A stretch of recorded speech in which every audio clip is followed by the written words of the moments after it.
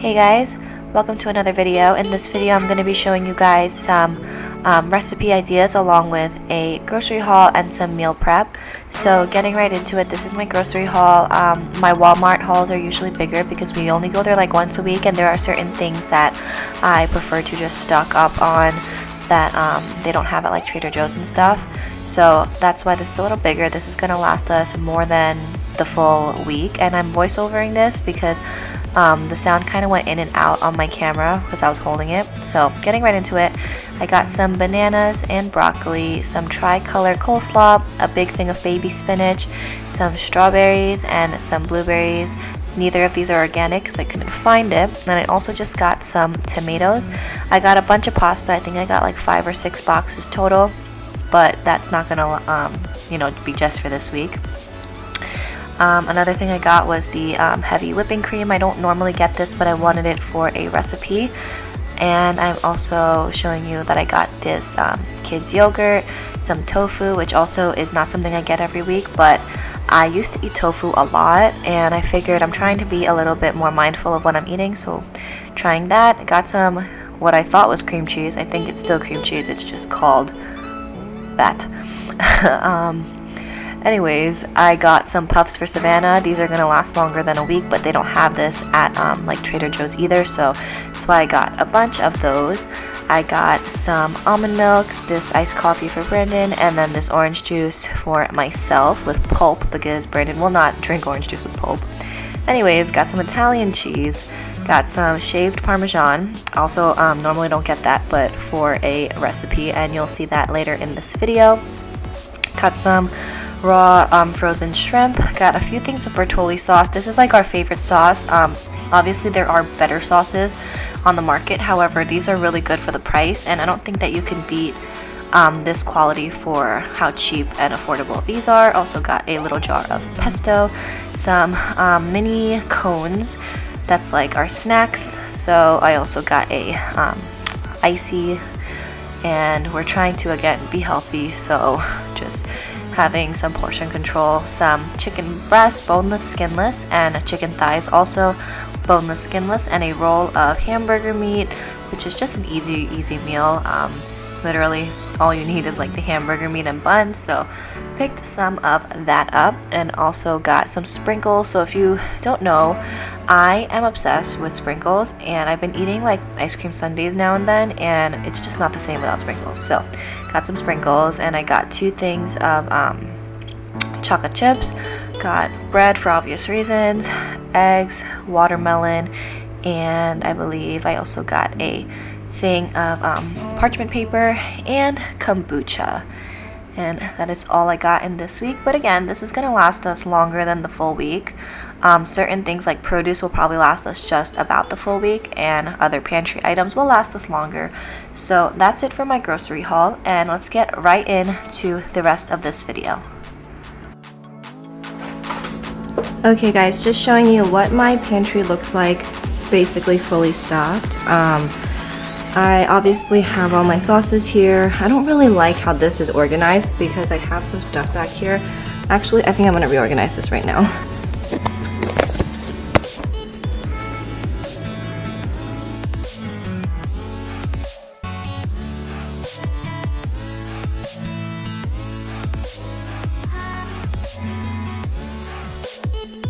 Okay, so back to what I was saying.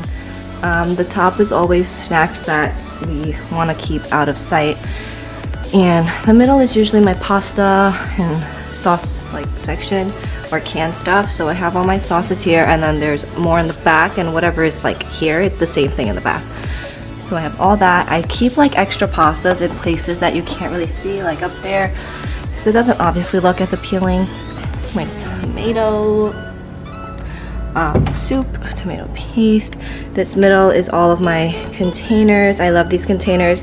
They were a little bit pricey from what I remember, but I think I've had them for like 2 years now, and they're in like perfect shape, and they're just awesome. So they are the OXO, not sure what it's called, but I bought it in like a set. So that's that. And here I have, nothing's changed here except I've lined up her puffs right there. And same thing down here, nothing's changed except I added these in these baskets, and that is it. And this is what our fridge looks like right now.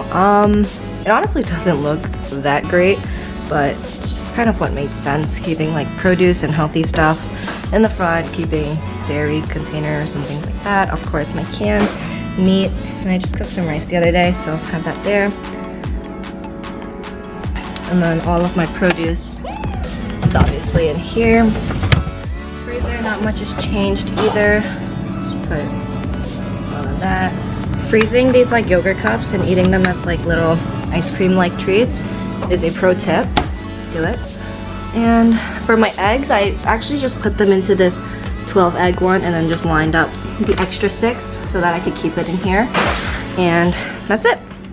Okay guys, I'm pretty sure I've showed you guys how I cut my watermelon multiple times on my channel, but showing you guys again because obviously my channel is new and not everyone has seen all my other videos. So first thing I do is cut my watermelon in half, and I always cut 1/2 at a time because that's what fits perfectly in my container. And then I usually just like even this out. This is like totally optional. I don't know why I do this, but that's usually what I will like eat on the spot, and I'll feed some to my dogs or something if they're there. And after that is when I get to cutting the watermelon. And another pro tip is to have like a plastic garbage bag or something right by you so that you don't have to keep making trips to the garbage. You can just throw everything out in there and then throw that all out in the garbage. So I cut my halves into quarters, and I cut those quarters into halves, so I guess eighths. And then I just take off the rind. And this watermelon in particular was a little weird because it looked really like red and the rind looked very thin, but even like a good amount of the red part tasted very like bitter and almost just like, you know, the rind. So with this one I was a little bit more generous when like cutting off the watermelon rind, because it was just like not the best tasting, and usually I don't mind it, but this one was a little weird. But other than that, the watermelon was delicious. So anyways, I'm chopping it and dicing it up and putting it in my little well, not little, large actually, watermelon container. I'm doing this for all of it. I'm also feeding my dogs the watermelon. I'm not just throwing it on the floor. And that's it. I love watermelon. I get it almost like every time that it's, you know, I see it and it's in season, which is right now. And a good tip, when you're picking watermelons, pick a watermelon that has like a really vibrant yellow spot. You'll notice that they usually all have spots on them from where they were sitting on the ground and didn't get sun. And the yellower the spot is, usually the better it will taste, not if it's like a pale light one. But usually you can just like slap it for some people. So anyways, just cutting my watermelon. Alrighty, so the next thing that I'm doing is making some egg muffins. So this is such a great recipe if you're a busy person in the morning and you just need something to eat and, you know, head out the door, or if you just need like a good protein snack. So I'm chopping up some onions really fine, and I'm also going to be chopping up some spinach as well as tomatoes. So you can really use any vegetables for this and whatever you think would go good. I would recommend like mushrooms even. So just chop those up, and you don't have to chop the spinach up, but I think that it just makes a lot more sense. Anyways, getting back to what I was saying, chopping up all your vegetables and putting them into a mixing bowl.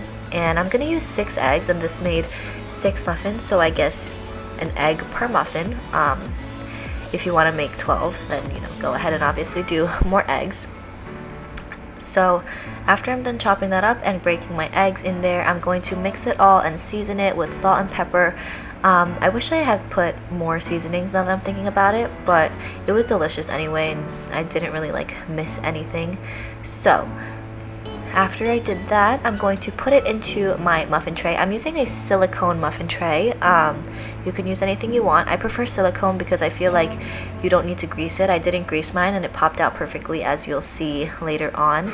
And you just cook this at an oven preheated to 375 for about 20 to 25 minutes is how long it took mine to cook. But of course, just adjust that to how yours looks while it's cooking. So this was perfect for 6 muffins. You don't need to worry about them like expanding too much. It's not going to overflow. Leave a little bit of room, of course, but nothing crazy. And once they come out, they will deflate a little as they cool, and I'm adding 2 cheese cubes just because I had them on hand, but optional. Anyways, once they come out, just let them cool, and then you're ready to take them out.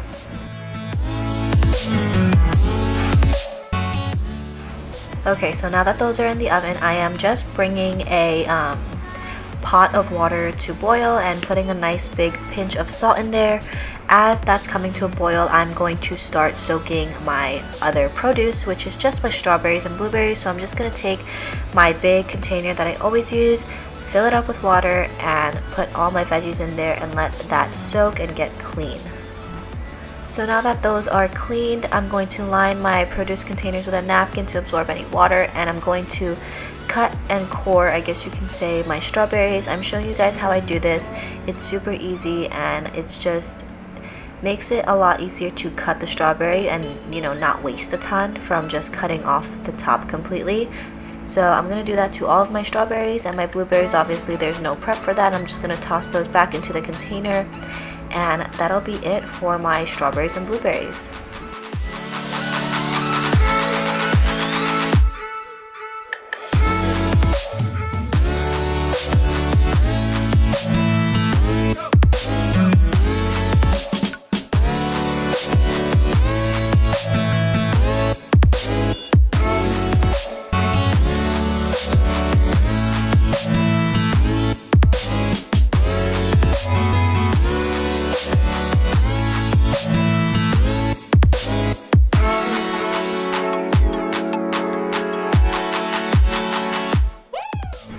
Back to my broccoli tots. So at this point my water is boiling, so I'm just going to rinse some broccoli, and I am going to very roughly just break them into pieces. You don't need to be precise with this in any way, shape, or form.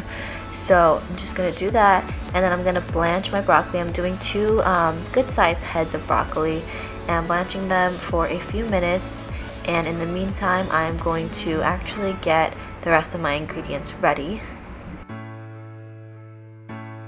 Okay, so you guys remember those cheese cubes that I used earlier for my egg muffins? So I'm going to use the rest of those and just break them down in a food processor so that they're nice and small. And I'm also going to add some spinach just because I figured, why not? You literally can't taste spinach and it's just good for you. So I'm going to process those down into like larger chunks, like a grainy texture, and wait for my broccoli to blanch. So what I'm actually doing right now, you can't really see in the clip, is putting some broccoli into my food processor. I moved all of the cheese and spinach into my mixing bowl.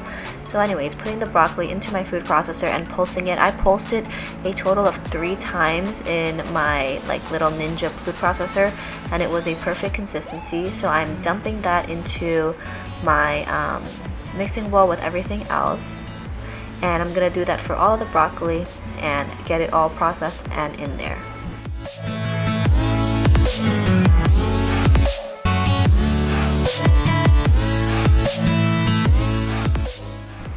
So to this mixture, I'm just adding 1 egg to help bind everything together, and just eyeballing the breadcrumbs. I'd say I added about like 3/4 of a cup to a cup of breadcrumbs, and I probably could have even added more, but I'm glad I didn't. And it really doesn't need too many, just enough to get it to a consistency that you know, is like workable. Also adding the rest of this bag of Mexican cheese. So anyways, as I was saying, I'm also going to be adding some seasonings, some garlic powder, some salt, pepper, and some onion powder, and mixing that all up until it's almost like a dough. And I recommend putting this into the fridge or freezer for a few minutes, just so that things can, like, 1, cool down and be, you know, cool to the touch so that you don't burn yourself, but also so that it can kind of set and be easier to work with.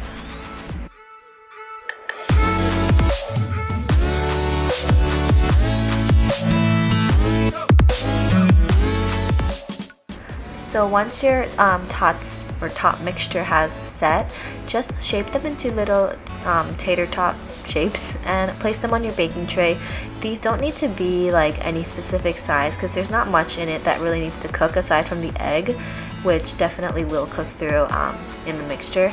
So just shape them however you'd like and pop them in the oven. I'm cooking these at, or baking these at 400 degrees for about 10 minutes on each side. So 10 minutes and then flip them and then another 10 minutes. You can also pan fry these and even deep fry them, but I'm choosing a healthier option and they still turned out amazing in my personal opinion. I think they're even pretty good, a little overdone because it makes the edges extra crispy, but do as you please.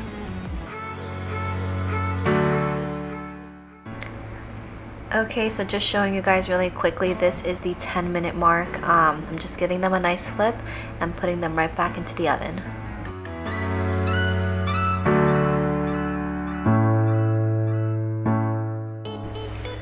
Okay guys, this is what it looked like when it was all done. You can do them to however like doneness that you like, but this is what it looked like with 10 minutes on both sides, and I'm just transferring it to a plate to cool. And I'm also going to be showing you guys what the egg muffins look like. These were just cooling on the side after they were done. I'm popping them out, and I actually end up putting them back into the same muffin tray to store because I just felt like it made the most sense actually. So that's what these look like.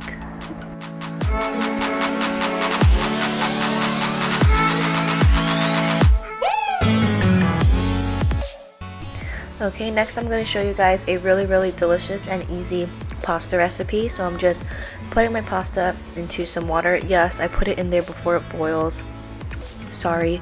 And I'm cutting up half of an onion. This was a really large onion, but this is basically just like a spicy penne alla vodka recipe without the vodka.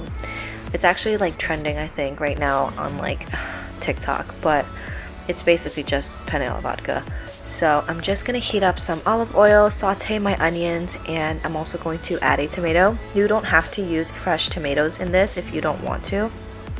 That's totally optional, but I figured why not since I had them on hand. Now that my onions are sauteing, I'm going to be adding some seasonings. So make sure you season as you go, and for this dish I'm going to be adding salt, pepper, garlic powder. You can use fresh garlic, it'll probably be better, but I just didn't have any on hand, so using garlic powder and Italian seasoning, as well as crushed red pepper flakes. So for the red pepper flakes, you can use as much or as little as you'd like. I didn't do too much because Savannah and Brandon also ate this, and obviously Savannah is a baby, so I don't want to give her anything too spicy, and Brandon doesn't like really spicy food either, so I only added a little bit to give it the flavor but not to be too spicy. And make sure to cook your spices. It'll bring out the flavor in them a lot, and it'll make a big difference and make your spices really like go the extra mile.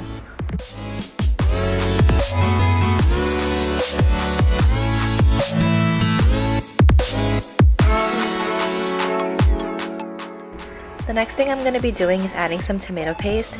So you guys will see later on in the video, I do actually end up like kind of messing up, but I fixed it and it was like perfectly fine. So I eyeballed this entire recipe, and I didn't add enough tomato paste, so I did about like 1.5 to 2 tablespoons right here, and I ended up needing about 4 tablespoons, which is the same as like a 1/4 cup. So if you're making like the same amount as I am, which is probably like a little more than half a box of pasta, definitely do more tomato paste than I did. So I would do like a 1/4 cup. So it's really important also to cook the tomato paste because tomatoes are acidic and you don't want your sauce to be acidic. You want it to be nice and sweet. So make sure you cook that and season that as well. And once this is cooked, and you can tell because the tomato paste will turn a little darker, add some heavy whipping cream. I'm sure you can do this with like other milks, but it probably won't be the same.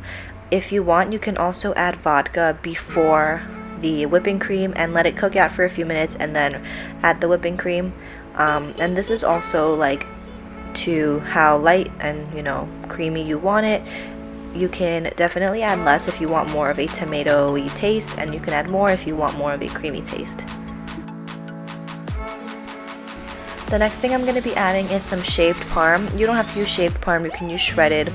You could probably even use like the like Kraft type of parm.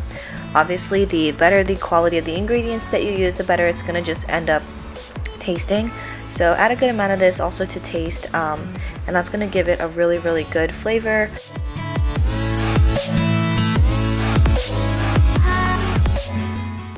So now that my pasta is all cooked, I'm adding my sauce, and this is where I realized that I didn't add enough tomato paste, and I didn't want to just add it directly to the pot because I wanted to make sure that it was fully cooked out. And I also felt like it could have used a little more Italian seasoning and all that. So I just moved this pot to the back and used that same pan and just cooked off some more tomato paste and just basically made some more sauce. So then I just added that to the big pot and mixed it all together, and it was like as if nothing ever happened. So super easy and super adaptable, and you can just eyeball it and taste as you go, and I'm sure like it's a foolproof recipe.